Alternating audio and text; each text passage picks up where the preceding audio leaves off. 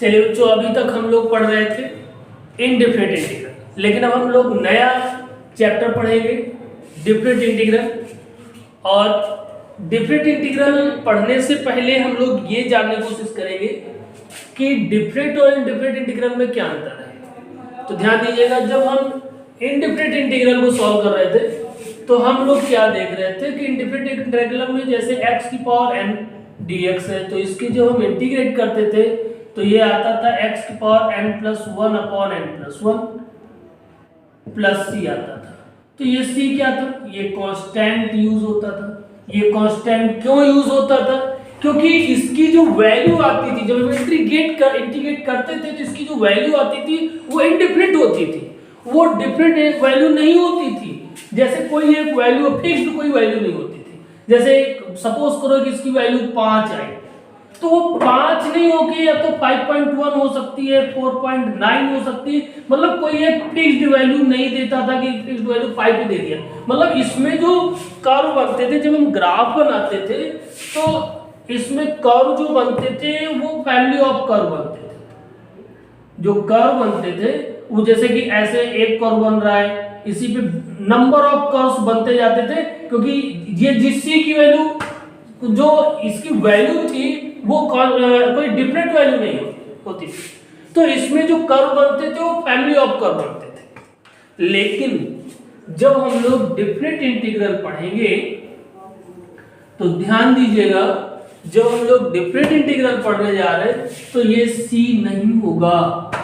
इसमें हम कैसे सॉल्व करेंगे? इस पे जैसे कि हमारी जो वैल्यू होगी वो एक निश्चित होगी कि किन दो पॉइंट्स के बीच में वैल्यू निकाली जाएगी। तो हम देखेंगे जो डिफरेंट इंटीग्रल होगा, डिफरेंट इंटीग्रल हमारा जो होगा वो इस प्रकार का होगा। ध्यान दीजिए, 2 वेज से होगा डिफरेंट इंटीग्रल। एक हम सॉल्व करेंगे एंटी डेरिवेटिव तरीके से, एंटी डेरिवेटिव, और दूसरा होगा आपका limit of sum of number of limits. दूसरा हम क्या करेंगे? Limit as a sum, limit as sum के रूप में। तो सबसे पहले हम एंटी डेरिवेटिव तरीके से देख लेते हैं। और हमारी जो पहली एक्सरसाइज है आरडी शर्मा की, उसमें एंटी डेरिवेटिव तरीके से ही सॉल्व करना है। तो सबसे पहले हम एंटी डेरिवेटिव तरीके से देख लेते हैं। तो जो हमारा एंटी डेरिवेटिव तरीके से सॉल्व करेंगे, तो चलिए एग्जांपल्स देख लेते हैं इसके कुछ। ध्यान दीजिएगा, जैसे कि हमारे पास एक क्वेश्चन है एक्सरसाइज 20.1 का, जो हमारा फर्स्ट क्वेश्चन है।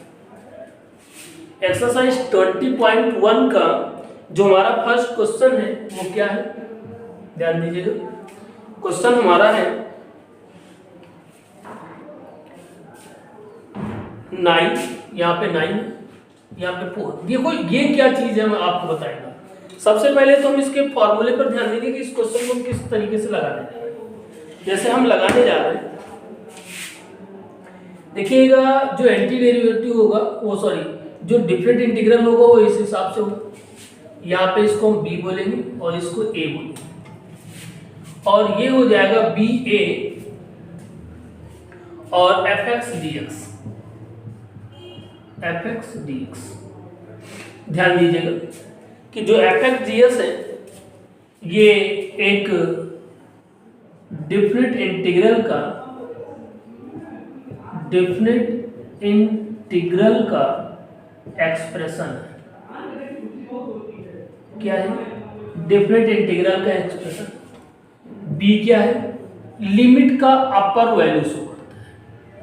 क्या शो करेगा? ये अपर लिमिट होगा, और ये क्या होगा? ये लोअर लिमिट होगा। ये क्या होगा? ये लोअर लिमिट। तो ध्यान दीजिएगा, हम सपोज क्या इसका एंटी डेरिवेटिव हमने मान लिया f है। भाई एंटी डेरिवेटिव f को डिनोट करते हैं, तो जब हम इसका एंटी डेरिवेटिव क्या मानो? f है। तो ध्यान दीजिए, फंडामेंटल कैलकुलस के से देखें हम, according by fundamental fundamental calculus, इसकी वैल्यू हो जाएगी F B minus F E. क्या होगी? F B minus F E. चलिए अब हम क्या करते हैं, इसका एक क्वेश्चन देख लेते हैं। तो जब हम क्वेश्चन देखेंगे तो ध्यान दीजिए,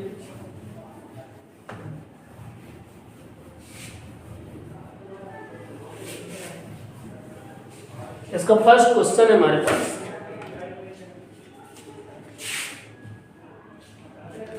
जो फर्स्ट क्वेश्चन है वो क्या है? 1/√x, 1/√x dx। और यहाँ पे जो लिमिट दे रखी वो क्या दे रखी? 9 और 4। लिमिट दे रखी 9 और 4। चलिए अब हम इसको सॉल्व कर लेते हैं। तो इसको आप सॉल्व करोगे, कैसे सॉल्व करोगे? इसको जब हम आगे सॉल्व करेंगे तो ये इसको यहाँ पे 9, यहाँ पे 4 आप लिख लो। आप एक काम करिए, रूट हटाएंगे तो कितना बनेगा? रूट हटाएंगे तो ये बनेगा आपका x पावर 1/2। तो जब ये ऊपर लेके जाओगे, डेनोमिनेटर में x की पावर 1/2 ऊपर ले जाओगे तो क्या हो जाएगा? x power -1/2 dx। कितना हो जाएगा? x की पावर -1/2 dx।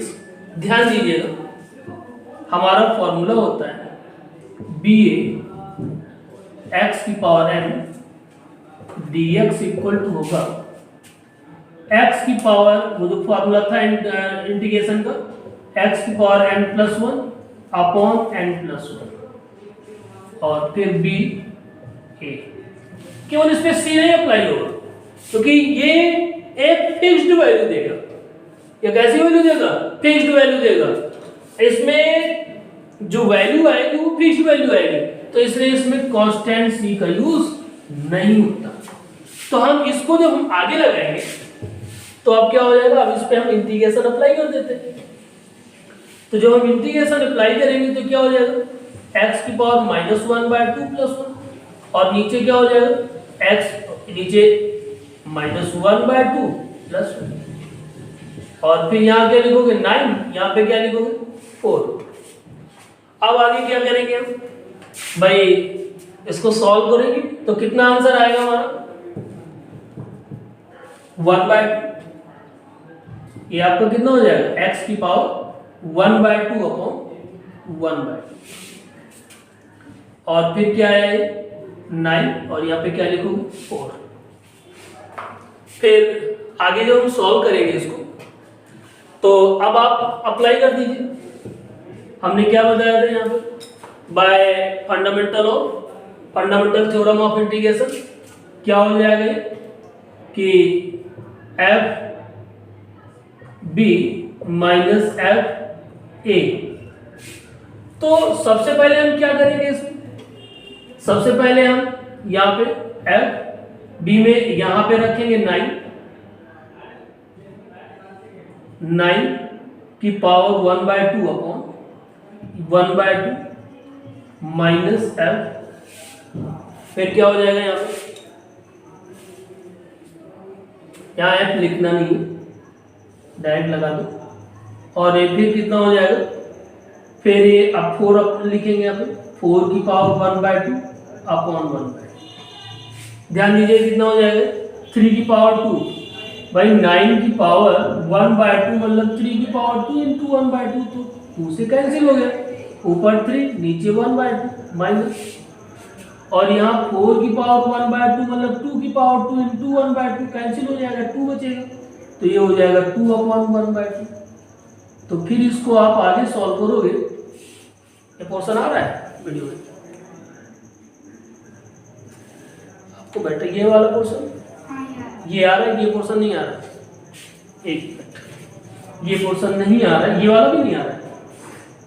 नहीं आ रहा है। ये पोर्शन दिख रहा है? चलिए हम इसको आगे लगा लेते हैं, ऊपर लगा लेते हैं,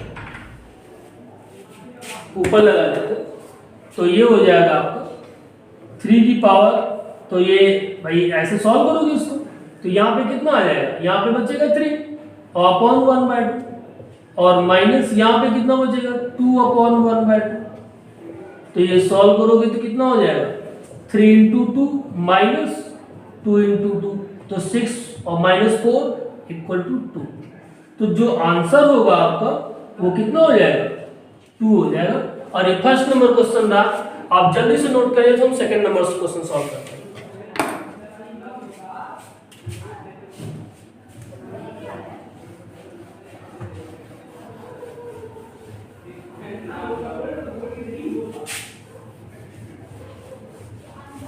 चलिए इसी का हम सेकंड नंबर क्वेश्चन सॉल्व करने की कोशिश करते हैं।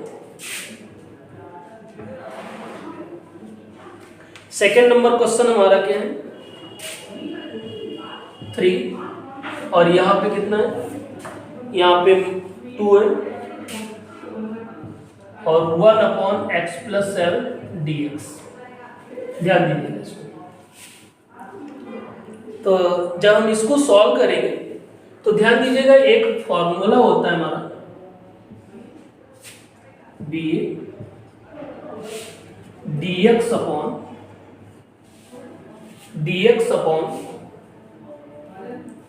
x = log x + c, यही होता है।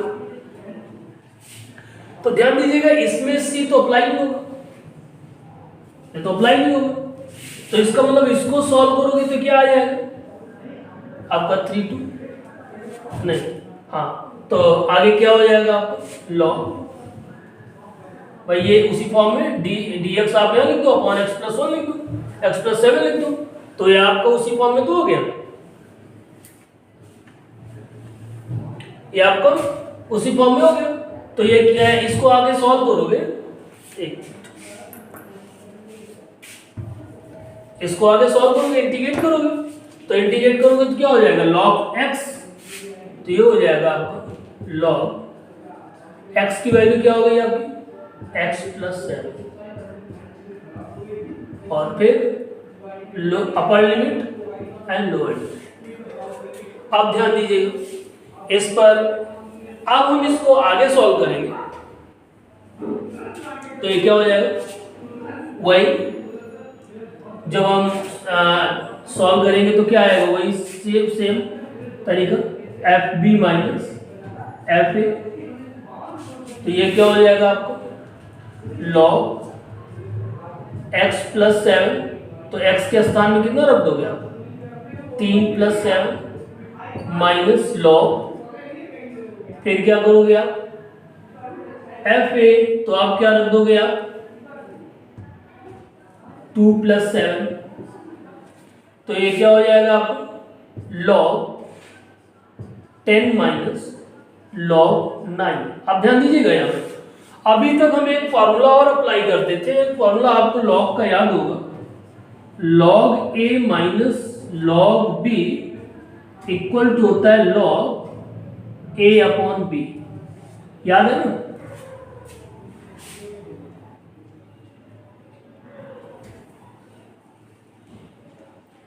अच्छा हाँ, एक चीज ध्यान देने की होगी यहाँ पे कि 7 × 3 = 10 यहाँ, ठीक है, और फिर यहाँ पे 7 × 2 = 9, तो यहाँ पे कितना आ जाएगा 10 - 9।